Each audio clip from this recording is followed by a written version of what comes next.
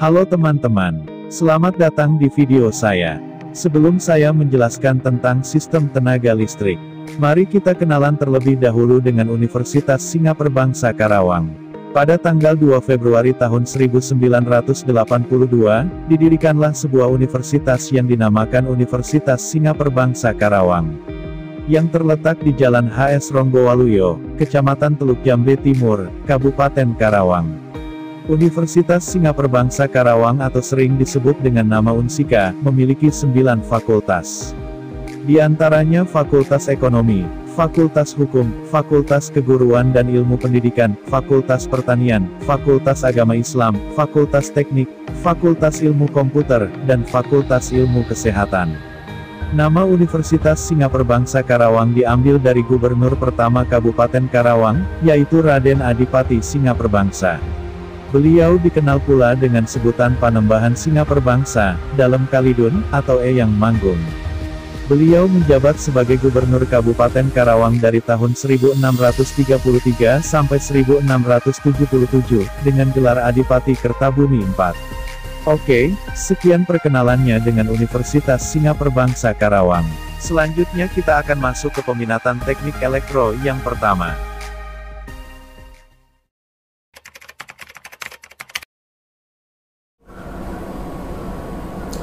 Konsentrasi yang pertama, teknik tenaga listrik. Sistem tenaga listrik adalah suatu sistem yang menjelaskan suatu proses listrik dari pembangkitan hingga menuju beban yang saling berhubungan untuk melayani kebutuhan tenaga listrik bagi pelanggan sesuai kebutuhan. Proses ini berawal dari pembangkit yang dihubungkan oleh sistem penyaluran, transmisi, dan distribusi, kemudian berakhir di konsumen. Pembangkit ini berasal dari generator yang digerakkan oleh beberapa jenis energi penggerak seperti air, batu bara, panas bumi, angin, matahari, dan lain sebagainya. Energi listrik yang dihasilkan pembangkit kemudian dinaikkan tegangannya dan dikirim ke gardu listrik melalui saluran transmisi. Saluran transmisi kemudian akan membawa listrik dalam jarak yang jauh, bahkan antar negara, hingga mencapai gardu listrik. Di gardu, tegangan listrik akan diturunkan menjadi tegangan transmisi menjadi tegangan distribusi. Kemudian listrik dikirim ke trafo-trafo distribusi di dekat pengguna dengan menggunakan penyulang. Setelah sampai di trafo distribusi, tegangan listrik kembali diturunkan dari tegangan distribusi menjadi tegangan rumah tangga. Sejarah dari kelistrikan. Jauh sebelum pengetahuan tentang listrik ada, orang pada saat itu takut akan kejutan dari ikan listrik. Penduduk Mesir kuno dari zaman 2750 sebelum Masehi menyebutkan ikan ini sebagai guntur dari Nil dan menganggap mereka sebagai pelindung dari ikan lainnya. Ikan listrik kemudian juga dilaporkan 1 milenium kemudian oleh Yunani kuno, Kekaisaran Romawi, dan para naturis Arab. Budaya kuno di sekitar Laut Tengah tahu bahwa benda-benda tertentu seperti batang damar dapat digosok dengan bulu kucing untuk menarik benda-benda ringan seperti bulu misalnya. Thales of Miletus melakukan serangkaian pengamatan pada listrik sekitar tahun 600 sebelum Masehi, dari mana ia percaya bahwa gesekan menjadi magnet amber, berbeda dengan mineral dari magnetit yang tidak perlu digosok. Konsentrasi yang kedua adalah teknik elektronika.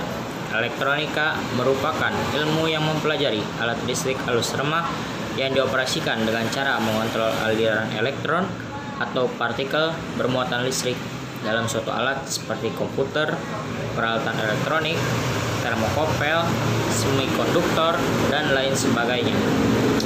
Ilmu yang mempelajari alat-alat seperti ini merupakan cabang dari ilmu fisika, sementara bentuk desain dan pembuatan sirkuit elektroniknya adalah bagian dari teknik elektro. Teknik komputer dan ilmu atau teknik elektronika dan instrumentasi. Sejarah elektronika dimulai dari abad ke-20 dengan melibatkan 3 buah komponen utama, yaitu tabung hampa udara (vacuum tube), transistor, dan sirkuit terpadu (integrated circuit) pada tahun 1883. Thomas Alva Edison berhasil menemukan bahwa elektron bisa berpindah dari sebuah konduktor ke konduktor lainnya melewati ruang hampa. Penemuan konduksi atau perpindahan ini dikenal dengan nama efek Edison. Pada tahun 1904, John Fleming menerapkan efek Edison ini untuk menemukan dua buah elemen tabung elektron yang dikenal dengan nama diode, dan Lady Forest mengikutinya pada tahun 1906 dengan tabung 3 elemen yang disebut trioda. Tabung hampa udara menjadi device yang dibuat untuk memanipulasi kemungkinan energi listrik sehingga bisa diperkuat dan dikirimkan. Kesimpulan dari teknik elektronika. Jadi dari apa yang kami amati dan kami telusuri, elektronika merupakan suatu penjurusan yang mempelajari tentang suatu kemajuan teknologi dengan bukti fisik. Dengan seiring waktu, ilmu elektronika sangat berguna bagi perkembangan suatu teknologi untuk kehidupan sehari-hari.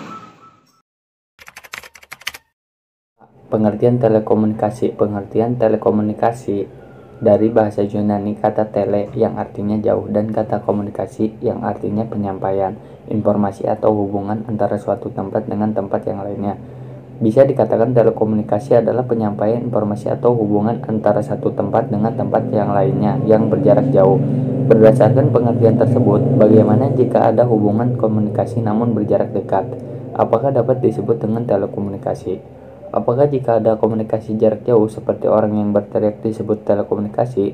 Sehingga definisi sesungguhnya dari telekomunikasi adalah penyampaian informasi atau hubungan antara suatu tempat dengan tempat yang lainnya dengan mempergunakan bantuan peralatan khusus, dengan kata lain peralatan elektronik. Contohnya seperti telepon, TV, handphone, dan sebagainya. Di sini terlihat bahwa hubungan itu tidak harus jauh meskipun ada perkataan tele. Tetapi jarak dekat pun bisa tidak harus berupa peralatan khusus lainnya. Contohnya seperti asap bendera, genderang, dan sebagainya. Selain itu, harus pula dapat dibedakan antara telekomunikasi dengan komunikasi. Walaupun keduanya saling berhubungan, komunikasi adalah proses pertukaran informasi. Di sini dapat berupa suara, gambar, data, dan lain-lain. Kendala komunikasi terdapat dua macam, di antaranya 1. Proses komunikasi tidak akan berjalan dengan baik jika pemberi dan penerima informasi tidak menggunakan bahasa yang sama. Kendala ini dapat diatasi dengan mempelajari bahasa yang dipahami kedua belah pihak atau menggunakan penerjemah. 2. Jarak A, dekat, bicara langsung. B, agak jauh, mengirimkan sinyal yang dapat terlihat atau terdengar secara langsung, misalnya asap, trompet, cahaya, dan lain-lain. C. Jauh, berkirim surat atau melalui media elektronik. Perbedaannya juga dapat dilihat dari ilmu pengetahuan yang mempelajarinya. 1. Ilmu pengetahuan tentang telekomunikasi, ilmu yang mempelajari tentang penyampaian informasi dengan bantuan peralatan listrik.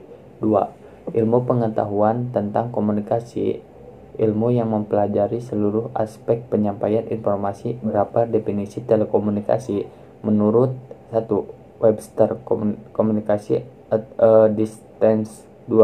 IE, Institute of Electrical and Electronic Engineer, the transmission of signals of long distance. 3. Wikipedia, teknik pengiriman atau penyampaian informasi dari suatu tempat ke tempat lainnya dalam bentuk komunikasi jarak jauh. Setiap pemancaran, pengiriman, dan atau penerimaan.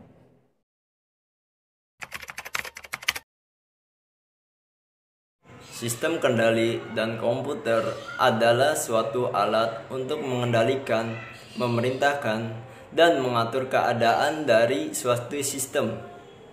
Istilah sistem kendali ini dapat dipraktikkan secara manual untuk mengendalikan setir mobil pada saat kita mengendarai atau menyetir mobil kita. Misalnya dengan menggunakan prinsip loloh balik. Dalam sistem yang otomatis, alat semacam ini sering dipakai untuk peluru kendali sehingga peluru akan mencapai sasaran yang diinginkan. Banyak contoh lain dalam bidang industri atau instrumentasi dan dalam kehidupan kita sehari-hari. Contohnya, alat pendingin AC merupakan contoh yang banyak kita jumpai. Karena AC menggunakan prinsip sistem kendali. Oleh karena itu, ruangan suhu dapat dikendalikan sehingga ruangan berada pada suhu yang kita inginkan. Perkembangan teknologi sistem kendali menjadi sistem digital merupakan salah satu hal yang menjadi awal berkembangnya sistem kendali digital. Dengan berubahnya sistem kendali analog menjadi sistem kendali digital, maka jenis perangkat yang digunakan untuk mengimplementasi sistem kendali juga dapat berubah. Micrometer adalah salah satu perangkat yang berfungsi sebagai perangkat utama dalam sistem kendali digital. Dengan micrometer, perancangan sistem kendali dapat digunakan lebih efisien. Kemampuan micrometer dalam sistem kendali dilengkapi dengan berbagai fitur penunjang, di antaranya prosesor, memori, dan lain-lain. Beberapa kemampuan lain untuk mengelola data digital maupun analog sering digunakan untuk perkembangan zaman yang sangat efisien.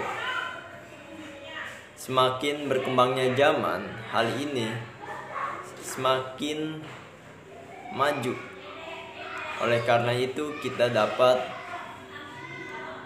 mengendalikan sistem yang lebih canggih dari sistem kendali sebelumnya. Sekian, terima kasih.